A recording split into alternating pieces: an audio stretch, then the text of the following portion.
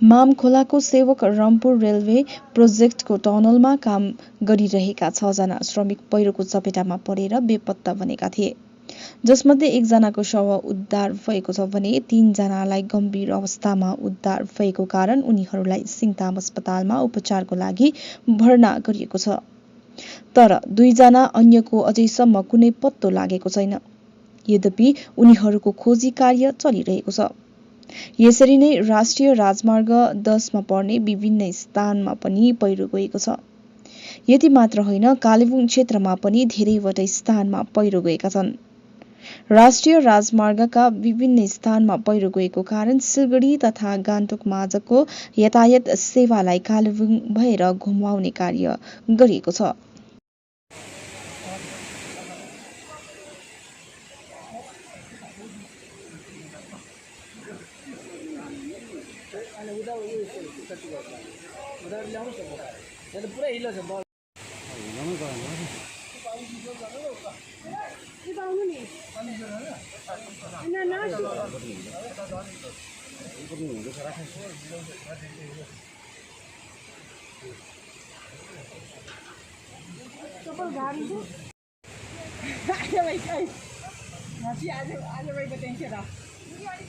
खाली गोटा जाए यताबाट आउनुहोस् न, आउनुहोस् खाली गोटा जाए सिडलिङ छ। हेलो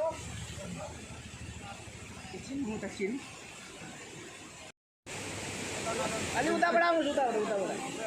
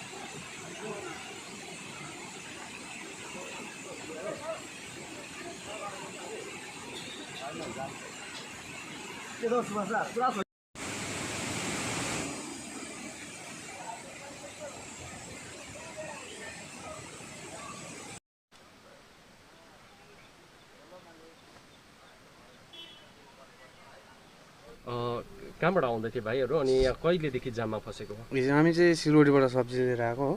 हिजो बेलुका 12:30देखि चाहिँ हामी यहाँ बसिरहेछ। आउँदाखेरि कस्तो थियो यहाँको अवस्था? आउँदाखेरि अलिअलि आउँदै थियो, त्यहाँबाट एकछिन बादमा चाहिँ पुरै झरेको।